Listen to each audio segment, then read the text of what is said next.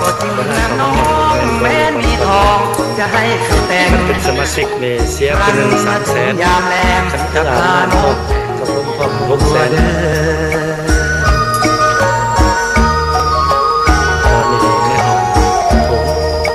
เพลินก็จริงนะน้องให้มองว่าต้องงามสมคิ้วต่อก็ยังแถมตากลมหางตาแม่คมเหมือนจะบาดใจชายเป็นสองขาเป็นหมอนวดมันนวดอยากรู้ว่าบ้านอยู่ใส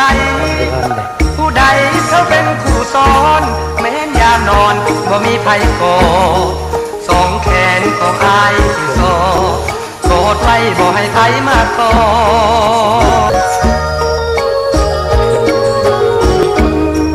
หอมหลายที่แม่นแก่นนางหอมต่างกว่าสาวอื่นถ้าได้ตัวน้องมาประคองสักคืนเงินแสนเงินหมื่นก็บ่ได้ตื่นตามอง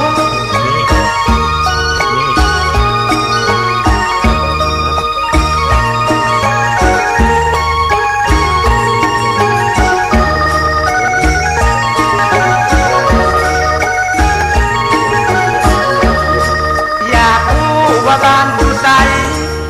ผู้ใดเขาเป็นคู่ซ้อนแม้นยามนอนบ่มีไผกอดสองแขนของอายที่สอด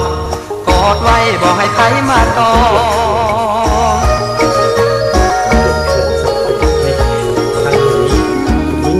หอมหลายสิแม่นแก้มนางหอมต่างกว่าสาวอื่นถ้าได้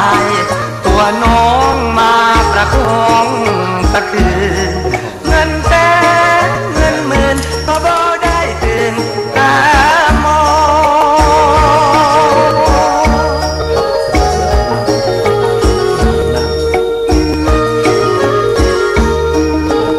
นั่งกินทำน้ำแต่ว่าผลิตกีฬามาแล้วมานั่งแช่น้ำพุดอยู่นี่ก็ได้แล้วก็มีห้องสุนามีห้องอามันแล้วก็มีห้องสุนาจะมีห้องอามัน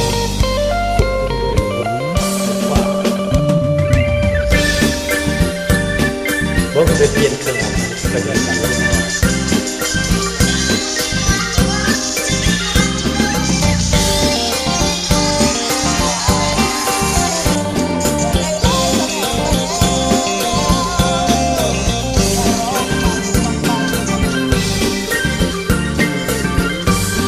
คำถามสุดฮอตยังคือทอดแต่กอดว่าดังไปถามหยอกกันหวนใจคำตอบไม่ง่ายก็คือแฟนเขาแต่คิดก็ถึงว่าวันหนึ่งสิโดนกับเราพบรักบ่นานก็เศร้าก็อายที่เขาเป็นเจ้าหัวใจ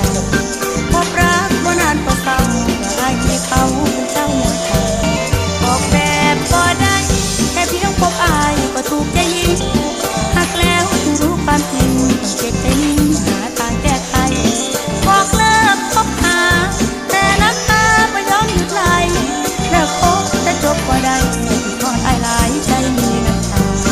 เลิกคบแต่จบว่าได้ที่ทอดอายหลายใจมีน้ำตา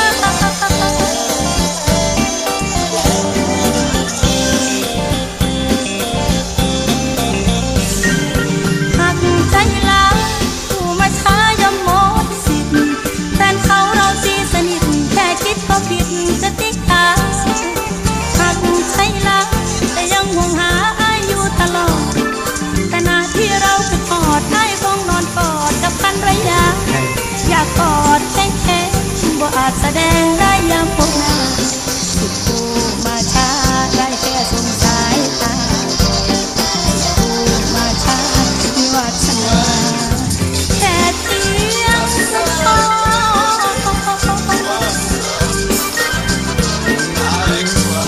คำถามสุดฮอตยังคือทอดแต่กอดว่าได้คิดทวนคำถามยามใดเฉลยในใจเหมือนไปช็อตบอกอายแฟนเขาร้องขอสิทธิ์แค่เพียงคือพอ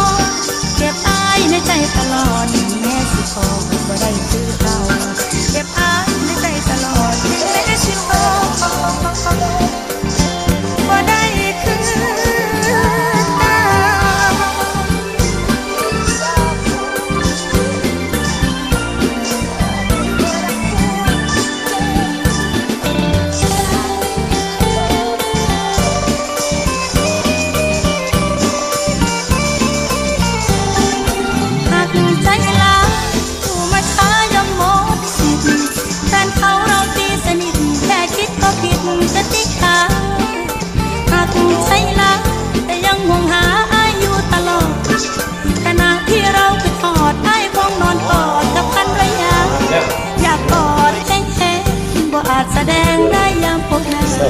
สิโทรมาช้าได้แค่สงสายตามาช้า ว่าตัวนี้ไม่ยั้งตัวนี้ แค่เอื้อนก็พอ นวดอารมณ์มากนวดน้ำมันเนาะตัวนี้เนาะ คำถามสุดท้อยังคิดทอดแต่กอดว่าได้ มานวดโลด คิดทวนคำถามยามใดใจก็เหมือนไฟช็อตบอกอายแทนเขา